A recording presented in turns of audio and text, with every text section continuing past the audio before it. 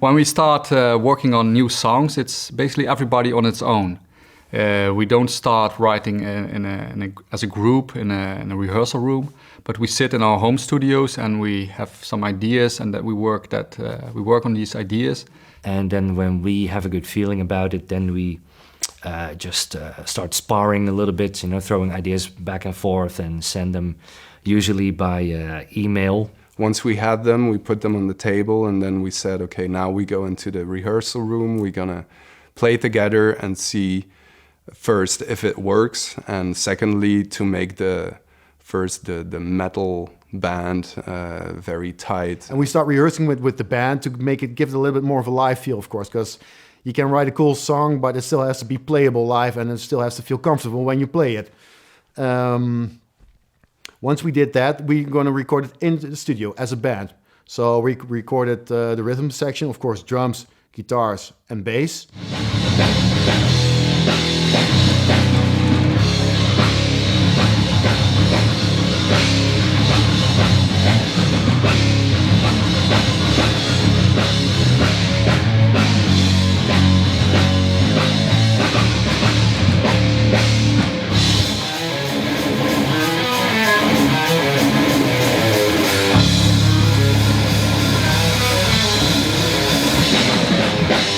I think in the past, Epica was more a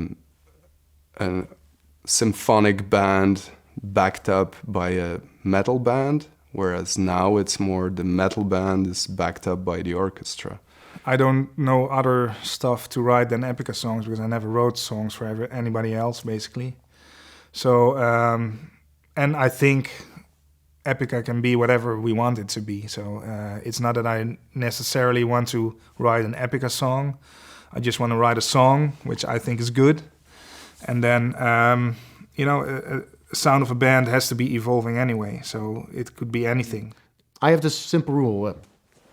When I have an idea for a song, most people want to record it right away. That's not what I do. I first always sleep at least one night over it. And if the idea still sticks into my head the day after, then I know that's a good thing, because it keeps sticking in your mind, of course.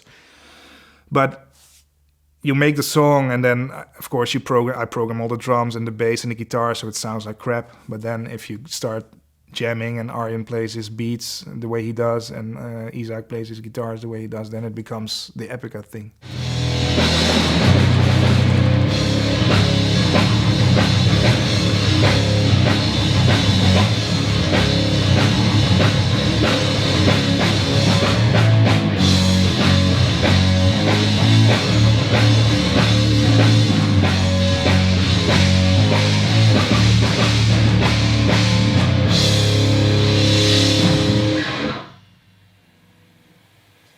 And then after that, we start recording it for real.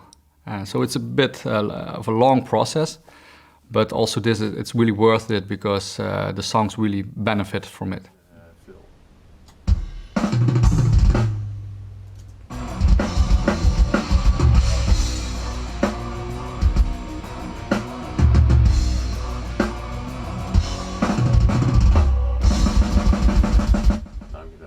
Zullen we eens even helemaal doorgaan, Mierenneus? Everything has to be good. It's like everything is amplified with a magnifying glass, and all the notes you play when you are in a control room of a studio, you hear it maybe 100 times as loud and isolated, and you think like, am I playing that stuff? And while you're playing, you haven't got a clue sometimes. You're just so into the playing that you don't have time to listen to it like somebody else is listening while you're playing it.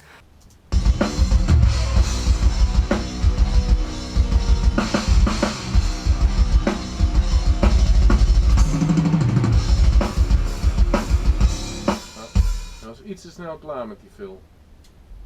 It's every instrument is recorded separately from each other.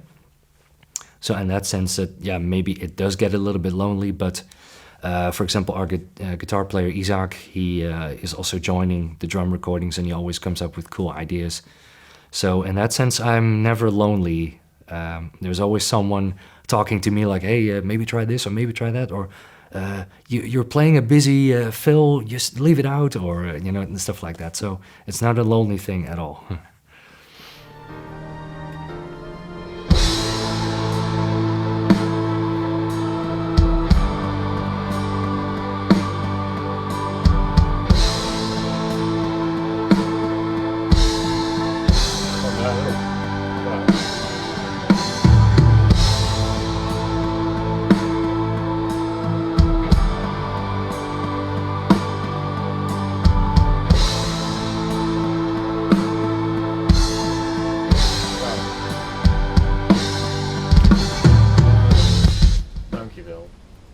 Dat was hem.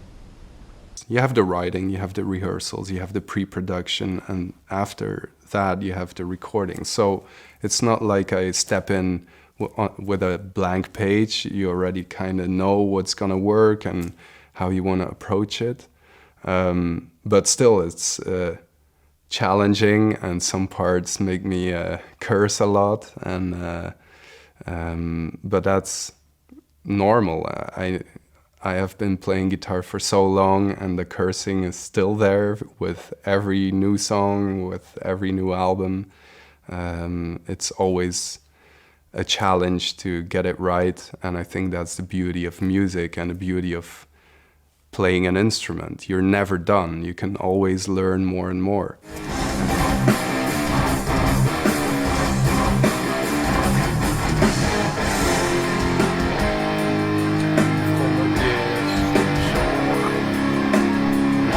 Paradise enlightened. It all has to fit together, and if you work a lot on the details, it would be a pity to kind of ignore them if you're actually recording. So I like the whole. I don't particularly like the studio because it has to be perfect or close to it. But I like to make the product as good as possible. And yeah, that's quite a lot of work.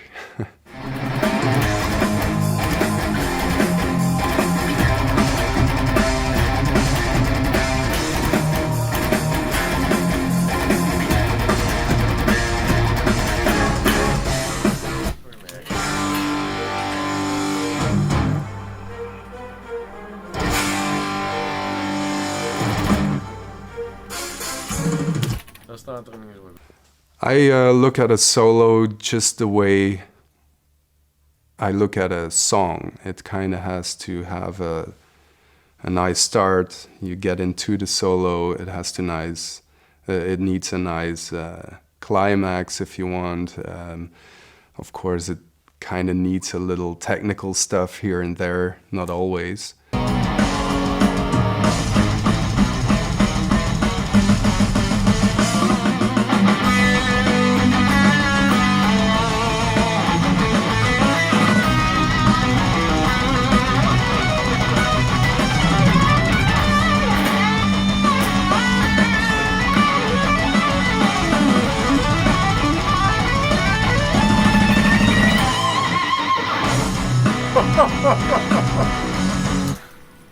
Dat was geen slechte take. But basically I see it as a little song within the song, which also has to fit with the song, just like every song has to fit with the album, and the album has to fit with the artwork and the live show. So I try to see it as a little spiciness in the song. And also if the song doesn't need a solo, I'm the first one to say, yeah.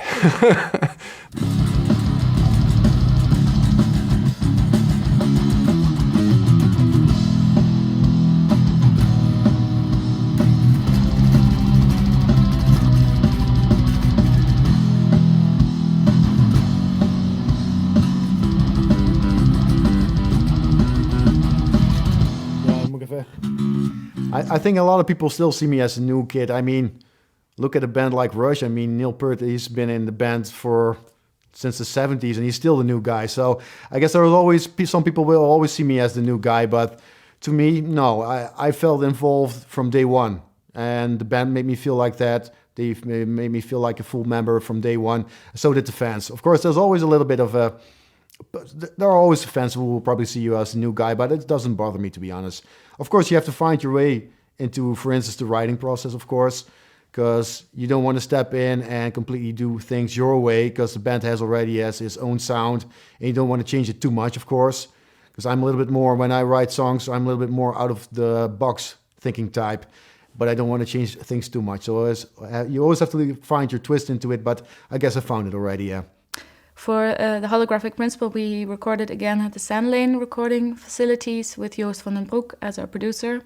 We totally felt like he became our 7th band member after recording the Quantum Enigma.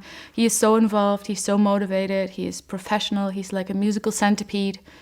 And that's really what you need as a band, to have that professional extra set of ears that guide you from A to Z, and to be also totally motivated because you have ups and downs. This is a very intense process.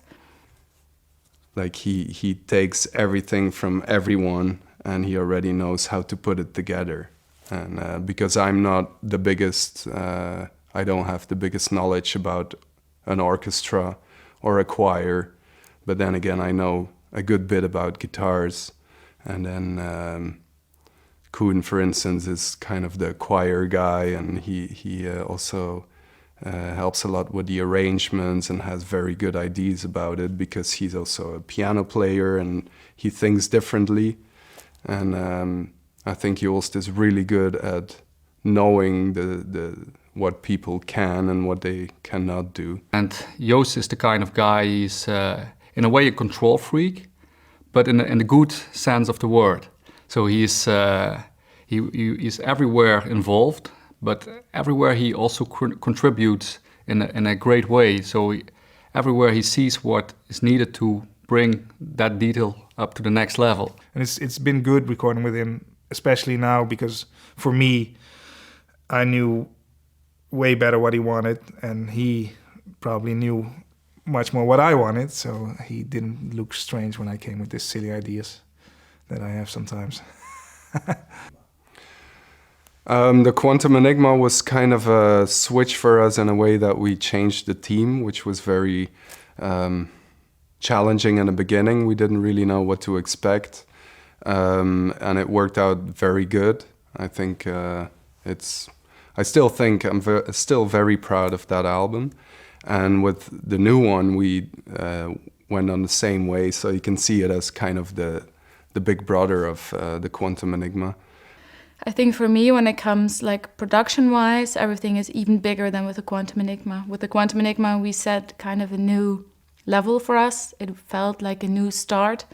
Shortly before that, we had Retrospect, our 10-year anniversary, and it was a new phase of my life. I became a mother, and the Quantum Enigma was all connected to that.